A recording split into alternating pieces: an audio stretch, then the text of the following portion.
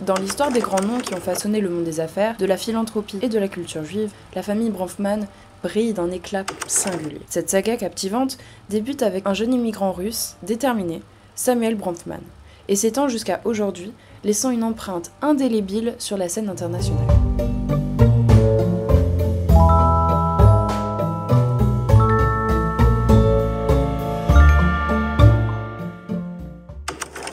Au tournant du XXe siècle, Samuel Bronfman a quitté les terres de Bessarabie, division administrative de l'Empire russe, pour trouver refuge et opportunité au Canada.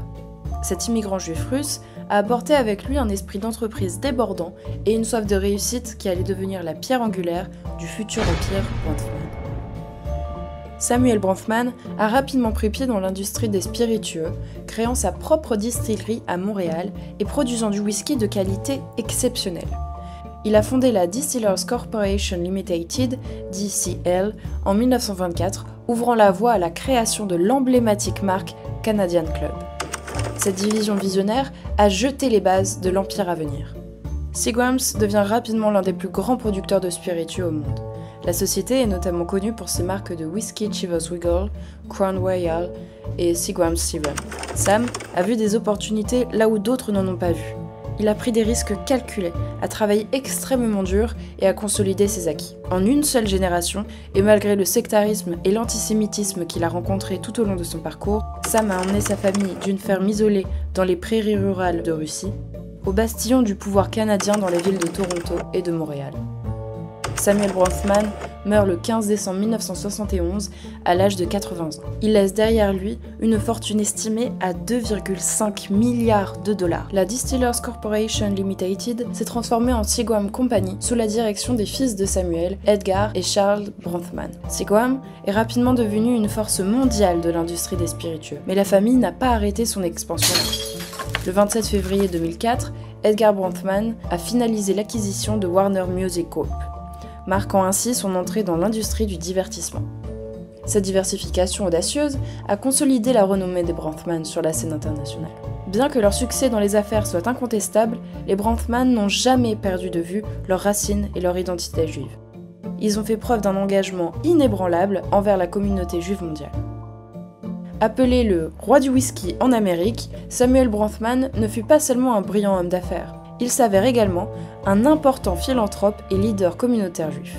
Au cours de sa vie active, il en inspire plus d'un à soutenir Israël, ainsi que l'hôpital général juif, entre autres. De 1939 à 1961, il assume la présidence du Congrès juif canadien, qui traverse la période la plus critique de son histoire. Pendant son mandat, l'organisme devient la voix officielle de la communauté juive canadienne. Lors du déclenchement de la Seconde Guerre mondiale, appuyé par le directeur général du Congrès Saul Hayes, Samuel Bronfman met sur pied un comité chargé de veiller au bien-être des réfugiés, Committee for Refugees. Souhaitant porter secours aux juifs européens victimes du Troisième Reich, le CJC remet en cause les lois canadiennes, qui figurent au nombre des législations les plus restrictives de la planète. En 1947, après avoir essuyé plusieurs revers pendant la guerre, le comité persuade le gouvernement d'accorder l'asile à quelques 1200 orphelins victimes de l'Allemagne nazie. M. Bronfman se charge personnellement de placer plusieurs de ces réfugiés dans sa distillerie de La Salle. La création de la fondation Bronfman en est également un exemple marquant. Cette fondation a financé des programmes éducatifs, culturels et religieux visant à renforcer les liens au sein de la communauté juive. La famille Bronfman est bien plus qu'une histoire de réussite dans les affaires. Elle incarne la persévérance, l'engagement et l'innovation envers une identité culturelle profonde. Leur contribution à la communauté juive mondiale est un pilier de leur héritage, tout comme leur empreinte indélébile dans le monde des spiritueux et du divertissement. La saga Bronfman continue d'inspirer et de briller comme un exemple exceptionnel d'accomplissement et de dévouement à une cause plus grande que soi.